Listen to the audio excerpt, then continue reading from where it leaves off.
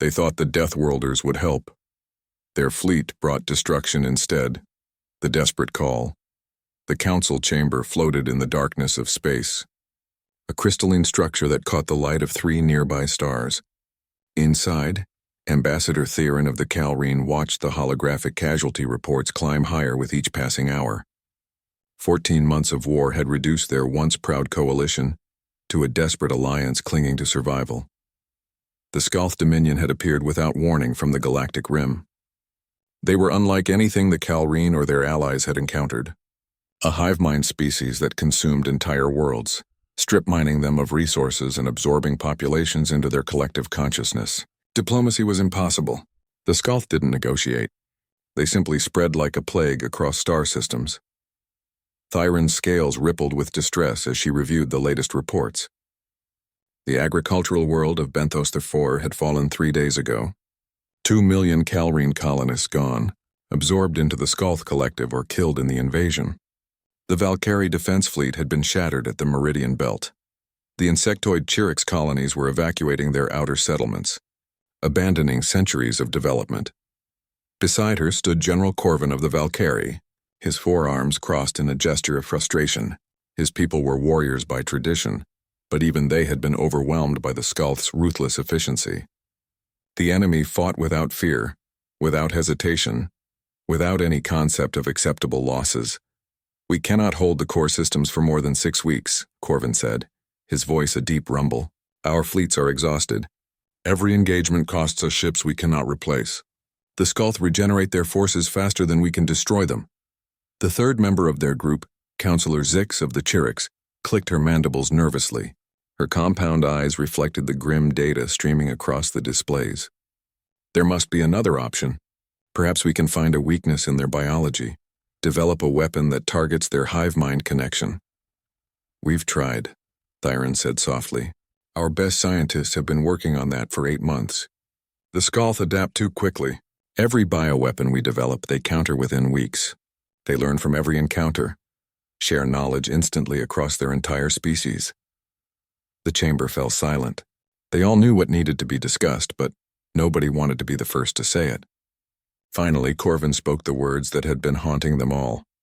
"What about the humans?" Thyron felt her scales shift color, a reflexive response to stress among her people.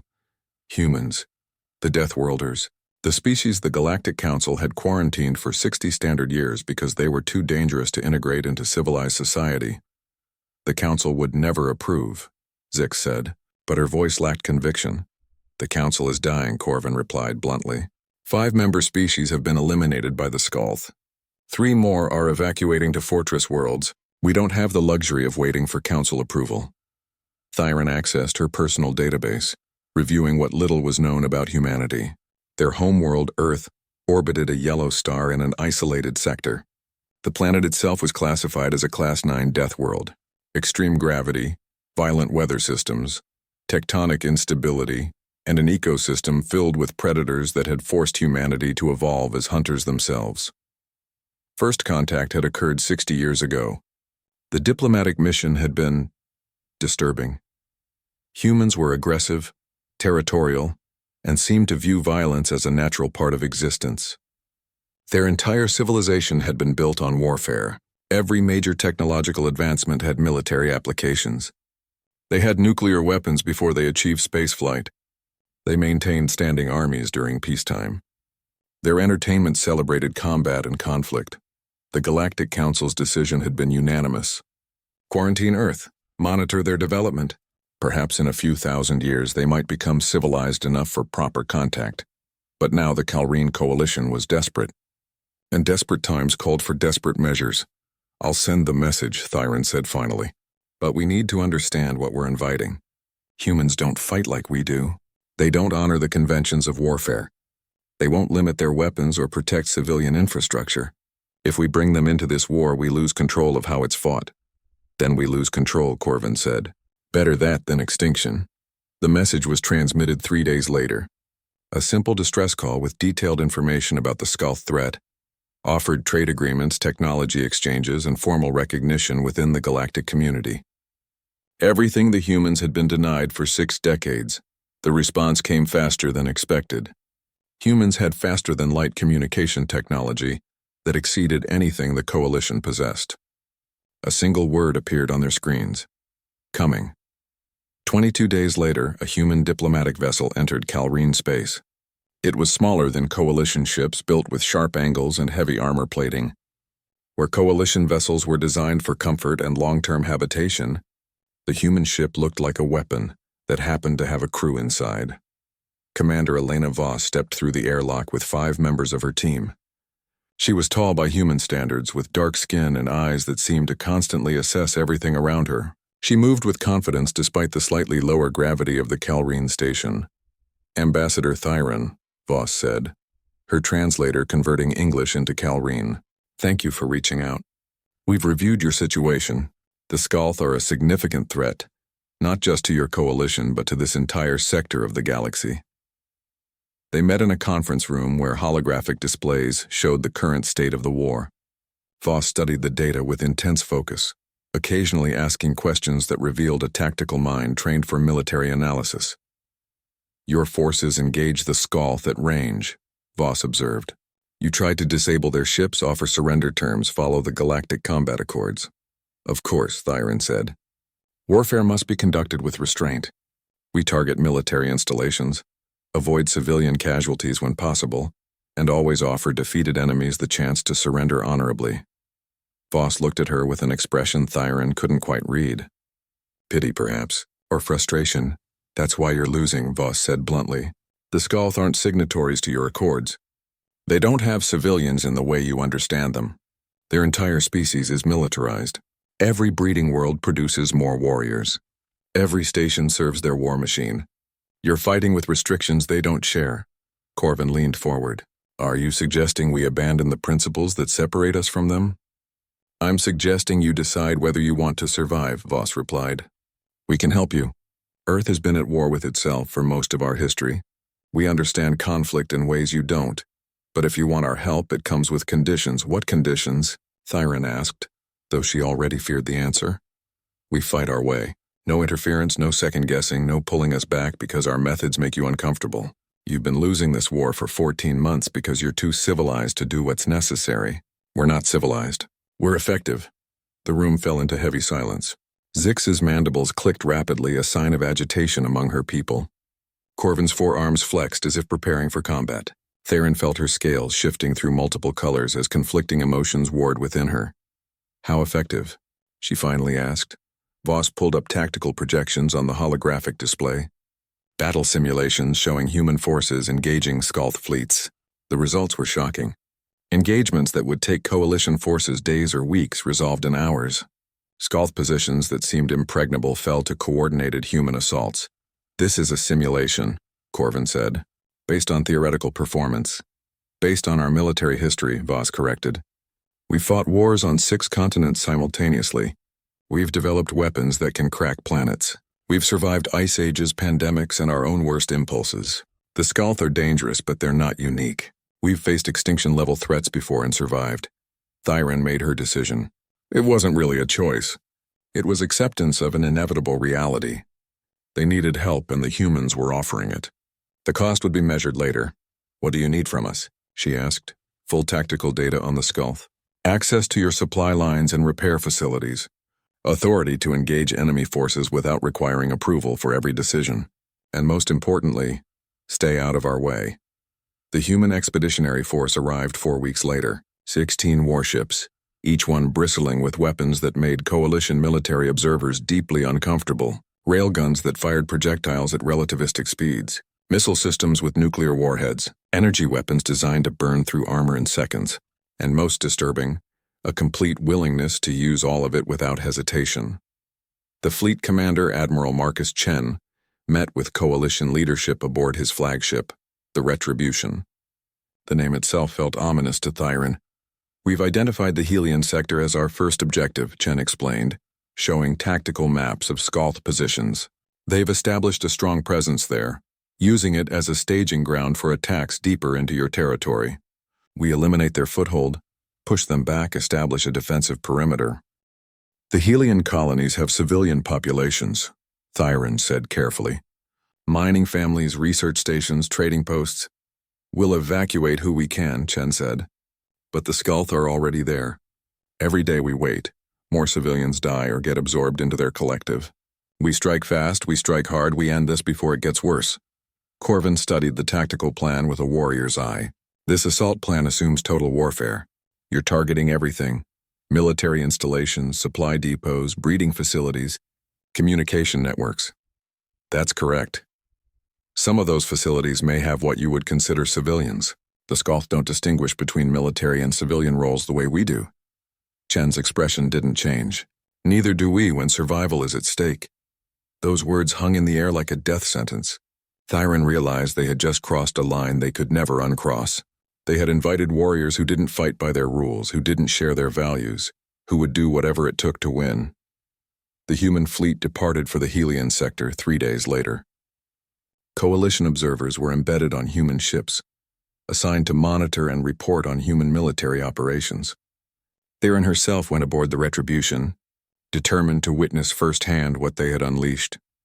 As the fleet jumped to faster-than-light travel, she stood in the observation deck watching stars stretch into lines of light.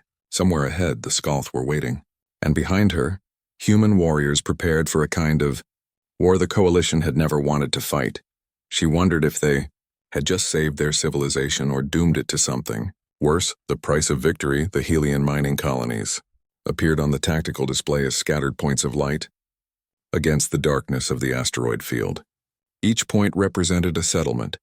Thousands of Calrene, Valkyrie, and Chirix who had built lives extracting rare minerals from the debris of an ancient planetary collision. Now those settlements were dark, occupied by Skulth forces that had swept through the sector like a swarm. Thyron stood in the Retribution's command center, watching Commander Voss and Admiral Chen coordinate their attack. The human crew moved with practiced efficiency, speaking in clipped military terminology that her translator struggled to render into Calrene concepts. Words like acceptable losses and total engagement had ominous implications. Skulth defensive positions are concentrated around the primary mining station, Chen said, highlighting the largest facility in the holographic display. They've converted it into a breeding facility. Intelligence suggests they're producing approximately 10,000 new warriors per day. There are still civilians there, Thyron said, her voice tight. 3,000 Calrene miners who couldn't evacuate in time. They're being held in the processing centers. Chen turned to face her. His expression was neutral, professional, but his eyes held something that made her scales shift color with unease. The Skulth are using them as leverage. They know we won't attack while civilians are present. That's why they put them there. Then we negotiate, Thyron insisted. We offer in exchange prisoner release in return for safe passage out of the sector. The Skulth don't negotiate, Voss said from her station. You know this. You've tried negotiating for 14 months. Every offer gets ignored or used as an opportunity to reinforce their positions. We can't just abandon those people. We're not abandoning them, Chen said. We're making a tactical decision. That breeding facility produces 10,000 warriors daily. Every day we wait, trying to negotiate a release that will never come. 10,000 more Skulth join their forces. In a month, that's 300,000 additional enemies. How many civilians die when those warriors attack the next colony? The logic was ruthless and undeniable. Thyron felt sick, but she couldn't argue with the mathematics of war. The Skulth had created an impossible situation, and the humans were willing to make the impossible choice. Strike teams will breach the facility simultaneously at 4 points, Chen continued, manipulating the holographic display. Primary objective is to destroy the breeding chambers. Secondary objective is civilian extraction. If we can save them, we will. But the mission continues regardless. The attack began at dawn, Helion Standard Time. Human assault ships descended on the mining station with terrifying speed, their engines burning bright against the darkness. Point defense systems on the station opened fire, but human ships didn't try to evade. They absorbed the damage, their heavy armor shrugging off impacts that would have crippled Coalition vessels. Thyron watched through multiple camera feeds as human soldiers breached the station's hull. They moved like predators, fast and coordinated, their powered armor making them look like mechanical monsters. The Skulth defenders responded with typical ferocity, throwing themselves at the intruders without regard for their own survival. The humans met violence with greater violence. Their weapons were designed for one purpose, killing efficiently. No stunning settings, no non-lethal options. Every shot was meant to end a threat permanently. Breeding Chamber 1 destroyed. A voice reported over the communication channel. Civilian population located in adjacent sector. Attempting extraction. Negative on extraction, another voice interrupted. Skalth have rigged the sector with explosives. Any breach attempt will trigger detonation. Chen didn't hesitate. Seal the sector. Continue primary mission. Sir, there are 200 civilians in that sector. I'm aware. Seal it and move on. Thyron grabbed Chen's arm. You can't just leave them there. He pulled away from her grip with surprising gentleness. The Skalth will detonate those explosives whether we attempt rescue or not. They're willing to kill their own hostages to slow us down. If we divert forces to try a rescue, we lose momentum and more people die. This is war, Ambassador. Every choice involves sacrifice. The battle raged for 3 hours. Human forces systematically destroyed every breeding chamber in the facility, eliminating the Skalth's production capacity. They also destroyed power systems, life support networks, and structural supports. By the time they withdrew, the station was dying, venting atmosphere from 100 breaches. The explosion came as human ships pulled back to a safe distance. Skalth forces detonated their trapped sectors, killing the remaining civilians rather than letting them be rescued. The station broke apart in a cascade of secondary explosions, debris spreading across thousands of kilometers. Final casualty report. All 3,000 Calreen civilians lost. 12,000 Skalth warriors eliminated. Breeding facility destroyed. Thyron stood frozen, staring at the expanding debris field. Those had been her people. Families she might have known.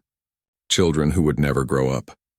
All sacrificed in the name of tactical necessity. This is what you wanted, Voss said quietly, appearing at her side.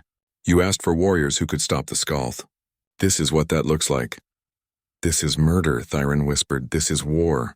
The Skalth killed those civilians, not us. They created this situation. We just refused to let them use it to slow us down. Over the following weeks, the human expeditionary force pushed through the Helian sector with brutal efficiency. 5 more systems were liberated. Skalth positions that had held against coalition forces for months fell within days. But each victory came with a cost that made Thyron's soul ache. At the Verdant station, humans destroyed a Skalth supply depot that had been built adjacent to a Valkyrie refugee camp. The depot was a legitimate military target. The explosions killed 800 refugees. At the Horizon Belt, human forces tracked a Skalth supply convoy through an inhabited asteroid cluster. Rather than risk letting the convoy escape, they fired long-range missiles that destroyed the convoy and 3 civilian mining facilities that were in the trajectory. At the Crimson Nebula, human ships detected Skalth forces hiding among civilian vessels attempting to flee the war zone. Rather than allow potential infiltration, they disabled every ship and conducted aggressive boarding operations. 17 civilian vessels were cleared. 3 contained hidden Skalth warriors, but the operation resulted in 42 civilian casualties from decompression and boarding trauma. Coalition liaison officers on human ships filed increasingly desperate reports. The humans were winning the war, but their methods violated every principle the Coalition held sacred.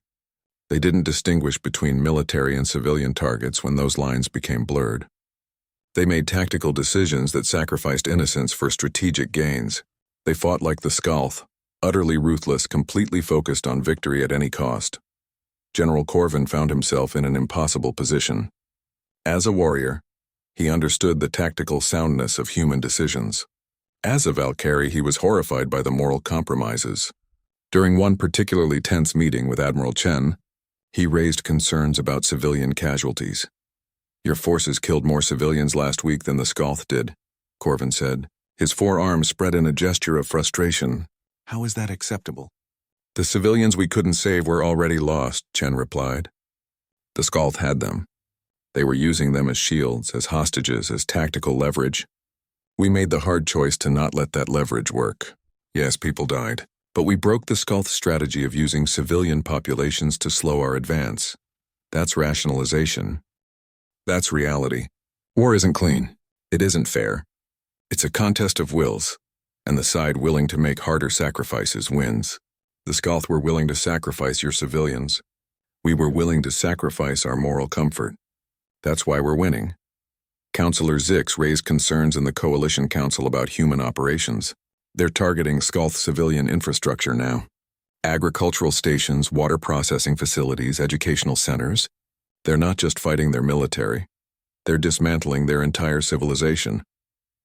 The Skalth don't have civilians the way we understand them, Voss explained during a joint council session.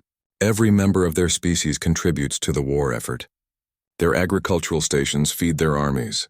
Their water facilities support military operations. Their educational centers train the next generation of warriors. You can't separate their civilian infrastructure from their military machine because they designed their society that way. So you justify total warfare? Zix asked, her mandibles clicking with agitation. I justify effective warfare. You've been fighting the Skalth for 14 months and losing ground constantly. We've been fighting for 6 weeks and we've pushed them back across 5 systems. The difference isn't our technology. It's our willingness to do what's necessary. The debate spread across coalition space. Some praised human effectiveness, arguing that survival required hard choices. Others condemned the moral decay, insisting that becoming like the Skalth to defeat them meant the Skalth had already won. Thyron found herself torn between both positions. She attended daily briefings on human military operations, watching tactical displays light up with destroyed Skalth facilities. Each victory pushed the enemy further back, bought more time for coalition worlds to fortify their defenses, saved lives in the long run. But at night in her quarters, she reviewed casualty reports. Civilian deaths attributed to human operations. Entire settlements destroyed because they were too close to military targets. Refugees caught in crossfire. Families killed by weapons that didn't distinguish between Skalth warriors and innocent bystanders. Commander Voss visited her one evening, finding her staring at holographic images of destroyed colonies. You're wondering if you made the right choice, Voss said. It wasn't a question. I invited monsters to fight monsters, Thyron replied. I'm not sure which group is worse anymore. We're not monsters. We're survivors. Humanity clawed its way to the top of our planet's food chain by being better predators than everything trying to kill us. We didn't get that way by fighting fair or being gentle. We got there by doing whatever it took to survive. And now you're doing that here. You asked us to. You were desperate and we answered. But you wanted a sanitized version of war that doesn't exist. You wanted us to save you without making you uncomfortable. That's not how this works. Thyron turned to face her. What happens when the Skalth are defeated? Do you just go home? Leave us to rebuild? Voss's expression shifted slightly, something guarded entering her eyes. That's a question for the politicians. We're just soldiers. But Thyron heard what wasn't being said. The humans were winning, establishing control, demonstrating that their methods worked. They were proving themselves invaluable to coalition security. Why would they simply walk away from that position of power? The 6th week of human operations culminated in the liberation of the Tertian system, the last Skalth stronghold in the Helion sector. The battle was fierce and devastating. Human forces overwhelmed Skalth defenses through sheer aggression and firepower. When it was over, the system was free, but 3 Calrine colonies had been reduced to rubble in the crossfire. Coalition representatives held an emergency session. The vote was narrow but decisive. Continue human involvement, but establish oversight protocols to prevent excessive civilian casualties. Admiral Chen received the directive and immediately rejected it. You don't get to have it both ways, he told the assembled. Coalition leadership via holographic transmission. Either we fight this war effectively, or we go home and you handle it yourselves. But we're not fighting with one hand tied behind our backs just to make you feel better about your moral superiority. The threat was clear. Human forces would leave and the Skalth would resume their advance. 14 months of losses would continue until the coalition collapsed entirely. The vote was reconsidered. The oversight protocols were rescinded. As Thyron watched the political maneuvering unfold, she realized something terrifying. The humans hadn't just won battles in the Helion sector. They had won something far more significant. They had proven themselves indispensable. The coalition needed them now, depended on them, couldn't afford to let them leave, and dependency was its own form of conquest. When saviors become conquerors, the Skalth home cluster appeared on long-range sensors as a dense grouping of 7 star systems. Interconnected by ancient hyperspace lanes, this was the heart of the Dominion, where their hive-mind consciousness originated. Billions of Skalth inhabited these systems, their entire civilization built around expansion and consumption of other species. Admiral Chen stood before a holographic representation of the cluster, with coalition leadership observing via secure channels. 3 months of continuous military operations had pushed the Skalth back from conquered territories, liberated dozens of worlds, and shattered their offensive capabilities. Now the human expeditionary force, reinforced by additional battle groups from Earth, prepared for the final phase. The Skalth are consolidating their forces, Chen explained, manipulating the display to show fleet movements. They're pulling back defensive positions, abandoning forward colonies, concentrating everything around their breeding worlds. They know we're coming. Thyron felt her scales ripple with a mixture of relief and dread. The war was ending. The Skalth would be defeated. But she had learned to fear human victories as much as she once feared Skalth aggression. "What are you proposing?" General Corvin asked. "Complete pacification of the home cluster," Chen said bluntly. "We eliminate their military capability, destroy their breeding infrastructure, and dismantle their capacity to threaten anyone ever again." "You mean genocide?" Counselor Zick said, her mandibles clicking rapidly. "I mean permanent solution to a permanent threat. The Skalth don't negotiate, don't surrender, don't coexist. They're biologically driven to consume and expand. As long as their civilization exists, they'll eventually rebuild and attack again. We end this now properly." The Coalition Council erupted in heated debate. Arguments echoed across the communication channels. Some representatives supported total destruction of the Skalth threat. Others insisted that wiping out an entire species crossed lines that could never be uncrossed. Thyron found her voice. There must be another way. Blockade their systems, contain them, establish monitoring stations to prevent expansion. For how long? Voss asked. She had become Chen's primary liaison with Coalition leadership, translating human military thinking into terms the Coalition could understand. A decade? A century? The Skalth reproduce faster than most species. In 100 years, their population will have tripled. Eventually, they'll find a way past any blockade. Then we're fighting this war again with our children or grandchildren. Then we improve our defenses, Corvin argued. Learn from this war, build better weapons, establish stronger alliances. Or, Chen said, we solve the problem permanently right now. No future wars, no constant vigilance, no risk of them breaking containment and starting this nightmare again. The vote was scheduled for 3 days later. Coalition representatives would decide whether to authorize human forces to proceed with total warfare against the Skalth home cluster, or to negotiate terms that would spare the Skalth species from extinction. During those 3 days, Thyron barely slept. She reviewed intelligence reports on the Skalth, searching for any evidence that they could be reasoned with, contained, reformed. Every report told the same story. The Skalth were driven by biological imperatives that overrode individual choice. Their hive mind consciousness viewed other species as resources to be consumed. Coexistence was impossible, but extinction was unthinkable.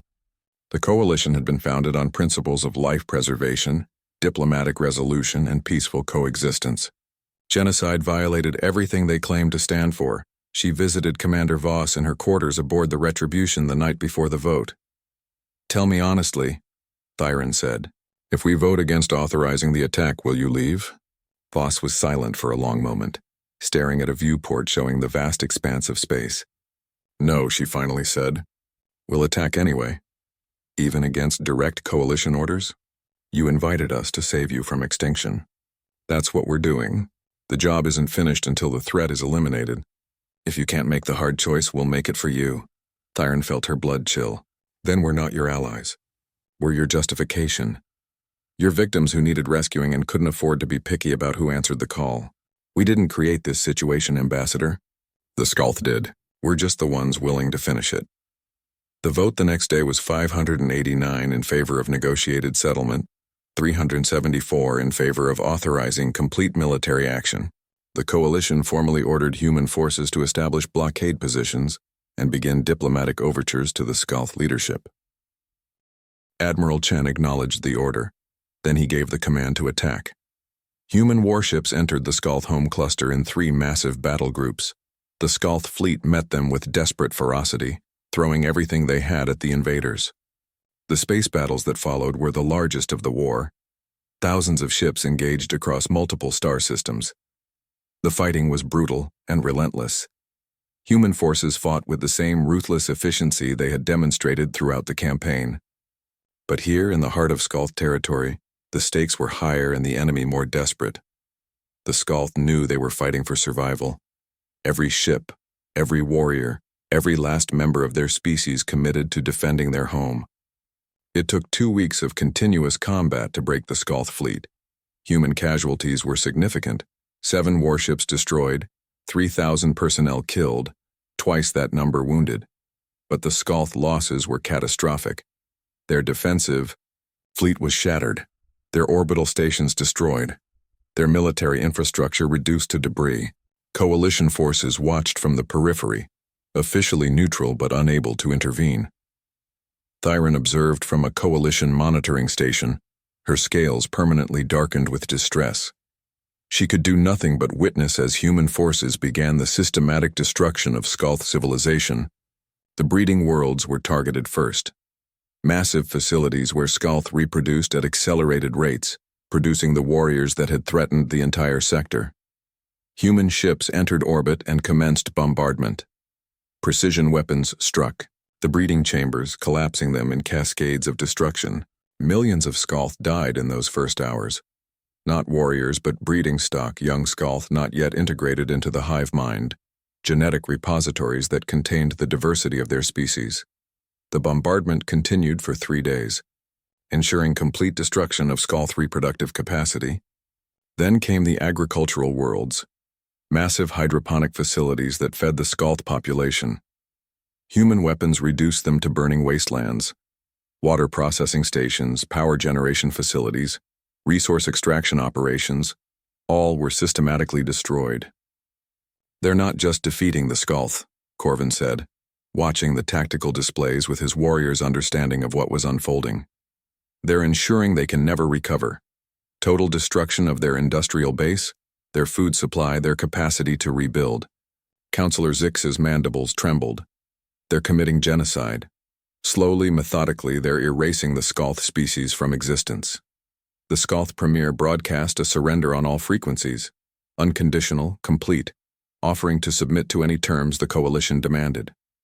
The message was desperate, the hive mind consciousness fragmenting under the sustained assault. Human forces continued their bombardment. Coalition ships moved to intercept human vessels, positioning themselves between the attackers and their targets. Not Skalth forces, but coalition ships actively blocking human weapons fire. The confrontation happened in orbit around the primary Skalth breeding world. Admiral Chen's flagship, the Retribution, faced a line of coalition cruisers that had moved into defensive positions. "Stand down," Chen ordered over open channels. "This doesn't concern you anymore." "We cannot allow you to continue this slaughter," General Corvin replied. His voice was steady despite his entire body trembling with the stress of the confrontation. "The Skalth have surrendered. The war is over. The war is over when the threat is eliminated, not when they promise to stop being a threat. We've been through this. Skalth biology drives them to expand and consume. A promise means nothing against genetic imperatives. Then we contain them, blockade their systems, monitor their rebuilding, but we will not permit genocide."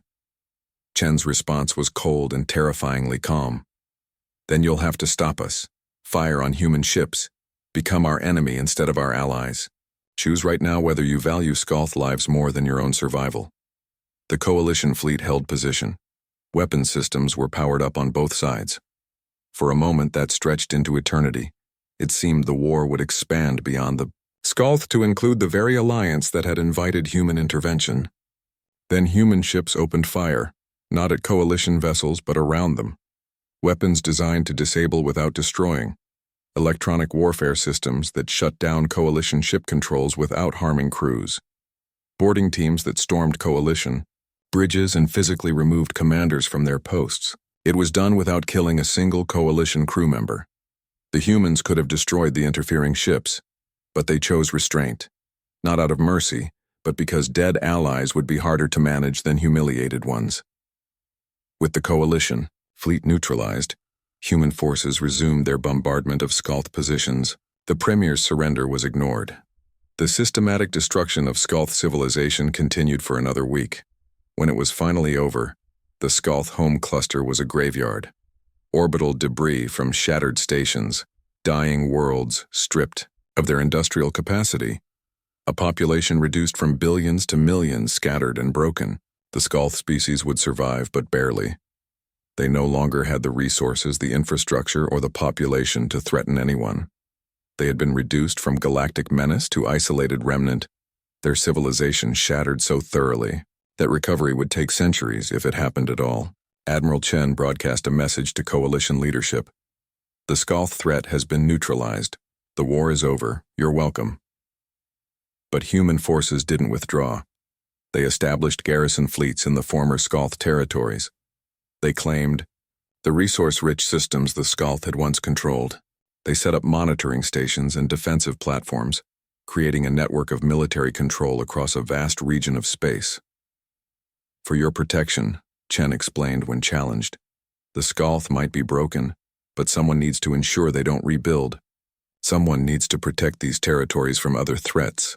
We'll handle that responsibility. Thyron met with Commander Voss one final time aboard the Retribution, the ship that had become the symbol of human military might in coalition space. You never intended to leave, did you? Thyron asked. This was always about expansion. It was always about survival, Voss corrected. Ours and yours.